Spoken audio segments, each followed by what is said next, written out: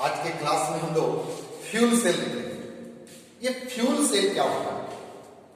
तो fuel cell is a device. Fuel cell क्या है? तो fuel cell is a device which convert fuel energy directly into electrical energy। याद कर सकते हैं, the cell which convert fuel energy into electrical energy without burner, boiler और turbine. देखिए, fuel energy से इलेक्ट्रिकल एनर्जी बनाने का तरीका पहले भी हम लोग पढ़े हैं कि जैसे जनरेटर को चलाएं तो फ्यूल जलेगा, टरबाइन घूमेगा, तब जाकर के इलेक्ट्रिक एनर्जी प्रोड्यूस होगा। लेकिन फ्यूल सेल एक ऐसा सेल है जो फ्यूल एनर्जी को डायरेक्टली इलेक्ट्रिकल एनर्जी में कन्वर्ट करेगा।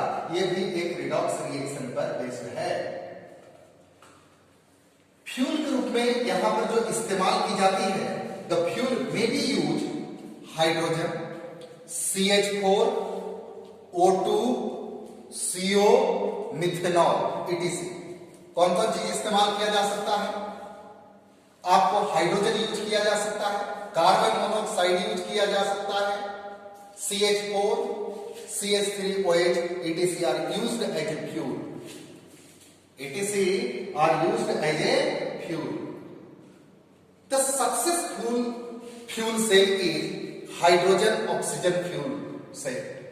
सबसे successful hydrogen oxygen fuel cell है, हाइड्रोजन ऑक्सीजन फ्यूल सेल है। इसमें it contains two porous carbon electrode। it contains two porous carbon electrode in which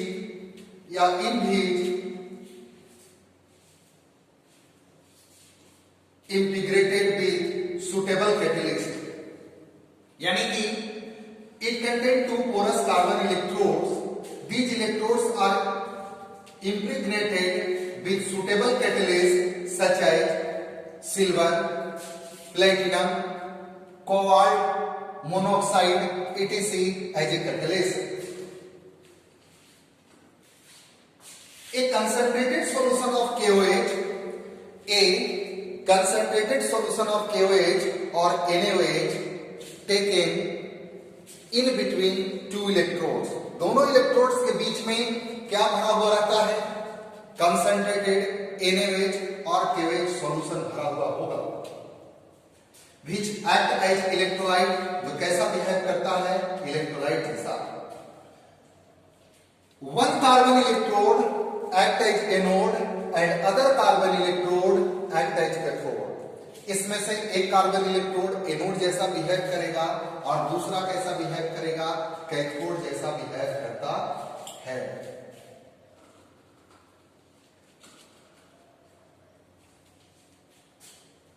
hydrogen gas is bubbled through the anode. Hydrogen gas को bubble किया जाता है anode से। जरा से इसका फिगर से देखें।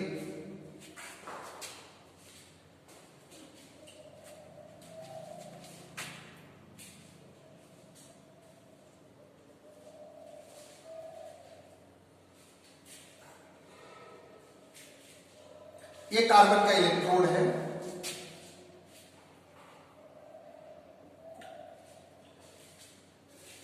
एक इलेक्ट्रोड एनोड जैसा काम करता है और दूसरा कैसा काम करता है?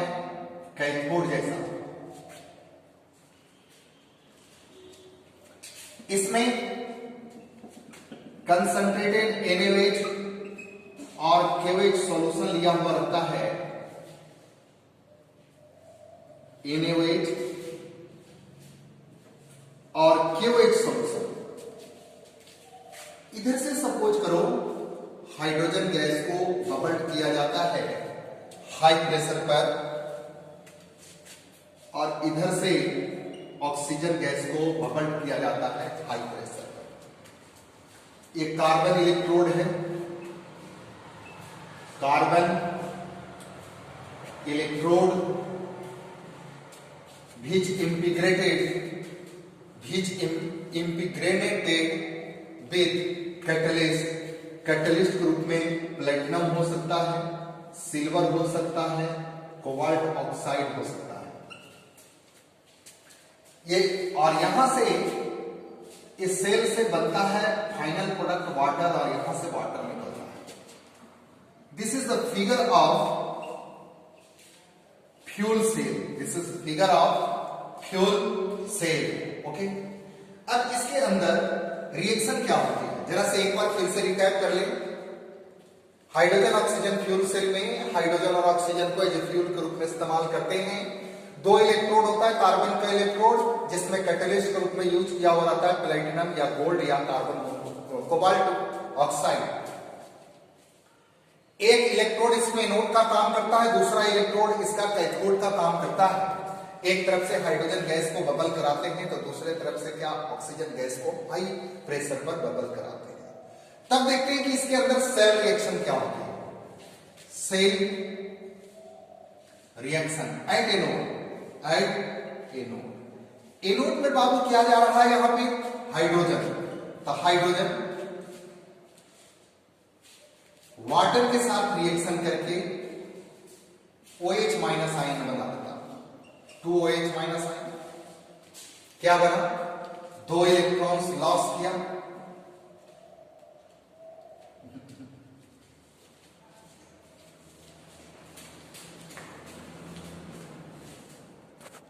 एनोड पर यहां हाइड्रोजन और वहां पर मिल रहा है आपका OH minus ion, form H2O। देखिए कितना H2O फॉर्म करेगा, इसको 4 से मल्टीप्लाई करो, 4 2 तो कितना बना 4 वाटर बनेगा, प्लस लॉस ऑफ 4 इलेक्ट्रॉन। चूंकि एनोड में ऑक्सीडेशन का प्रोसेस होना है तो हाइड्रोजन ऑक्सीडाइज हो रहा है।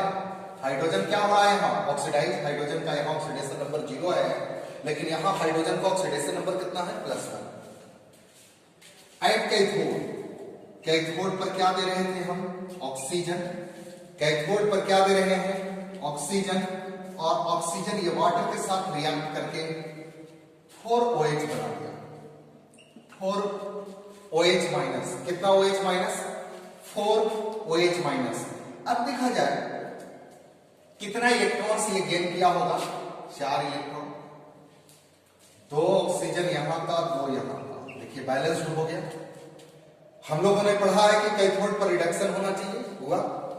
तो नेट सेल रिएक्शन इसका क्या हुआ, नेट सेल रिएक्शन देखा जाए तो जितना OH माइनस आयन यहां पे एनोड पे कंज्यूम हुआ है उतना OH माइनस आयन यहां पे फॉर्म किया है वाटर, लेकिन नहीं 2H2O H2 plus O2 gives. देखिए 4 वाटर मॉलिक्यूल फॉर्म किया था, 2 वाटर मॉलिक्यूल यहां कंज्यूम हुआ है यानी 2H2O बना।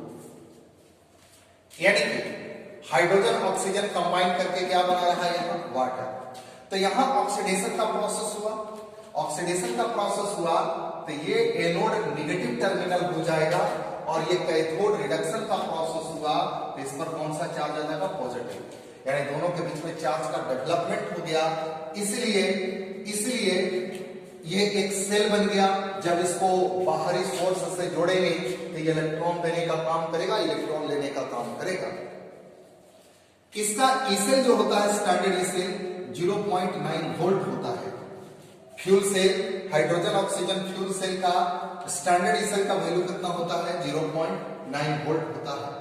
और इस सेल को हाइड्रोजन ऑक्सीजन फ्यूल सेल को सक्सेसफुली अपोलो मून मिशन में यूज किया गया है, अपोलो मून मिशन में। और इसको डिजाइन कौन किया था, बैकॉन नामक साइंटिस्ट ने, इसलिए इस सेल को बैकॉन सेल भी कहते हैं। हाइड्रोजन ऑक्सीजन फ्यूल सेल को बैकॉन सेल भी कहते हैं। अब जरा देखिए इसका advantage of fuel cell. We have learn about advantage of fuel cell. तो एडवांटेज ऑफ फ्यूल सेल में fuel cell do not cause pollution problem. Fuel cell में किसी भी प्रकार का कोई पॉल्यूशन नहीं होती, पहला एडवांटेज। यहां पर देखें कहीं पर किसी भी प्रकार का कोई पॉल्यूशन डेवलप नहीं हुआ। It is continuous source of energy, ये कंटिन्यूअस सोर्स है एनर्जी का। जैसे हाइड्रोजन और ऑक्सीजन लगातार सप्लाई करें तो लगातार इलेक्ट्रिक एनर्जी डेवलप करेगा। It is continuous source of electric energy if continuous supply of hydrogen and oxygen. Next, it is comparatively light in weight. It is comparatively light in weight. ये बाकी चीज, बाकी battery वगैरह के case comparison में ये light weight का होगा। Its efficiency is very high, about 60 to 70%. इसकी efficiency कितना होती है? 60 से लेकर के 70% तक होती है। Hydrogen and oxygen combine to form water. यहां पर हाइड्रोजन और ऑक्सीजन जो दिए वो कंबाइन करके क्या बना रहा है? Water. Which condense and used as drinking purpose for astronaut. Astronaut लोग जो अंतरिक्ष यात्री होंगे वो इसको ड्रिंकिंग पर्पस में यूज करेंगे। तो ये फायदे का चीज है, कोई भी चीज यहां वेस्टेज नहीं हो रहा है। ये तो रहा एडवांटेज, लेकिन इसका कुछ डिसएडवांटेज भी है। आखिर इस सेल को हर जगह पर यूज क्यों नहीं की जाती? इस सेल को हर घरों में क्यों नहीं है? इसका कुछ डिसएडवांटेज है। पहला डिसएडवांटेज है कि द कैटलिस्ट यूज, जो इसमें कैटलिस्ट यूज हुआ है, प्लेटिनम या गोल्ड या फिर कोबाल्ट मोनोऑक्साइड, ये आपको कॉस्टली होगा। ये आपका क्या होगा? कॉस्टली। तो कह सकते हैं कि इसमें the catalyst use of platinum, palladium, silver, gold, cobalt monoxide, etc. are costly. There is problem in handling the gaseous fuel at high temperature. High temperature पर गैसियस फ्यूल को हैंडल करना टफ होगा, हो सकता है वो लिक्विफाइड हो जाए। तो गैसियस फ्यूल को हैंडल करना थोड़ा टफ होगा। Next point, the electrolyte used NaOH और KOH शो corrosion, एक corrosion शो करेगा, एक corrode करेगा, corrosion शो करेगा। आपस में corrode करने के लिए जो कंटेनर बना होगा उसको corrode करने का काम करेगा। the electrolyte used NaOH and KOH are corrosive action का होगा वो। तो ये है एडवांटेज और डिसएडवांटेज ऑफ फ्यूल से। नेक्स्ट वीडियो लेक्चर में हम लोग ये देखेंगे क्रोजियन। इसके नेक्स्ट लेक्चर में क्रोजियन के बारे में स्टडी करेंगे।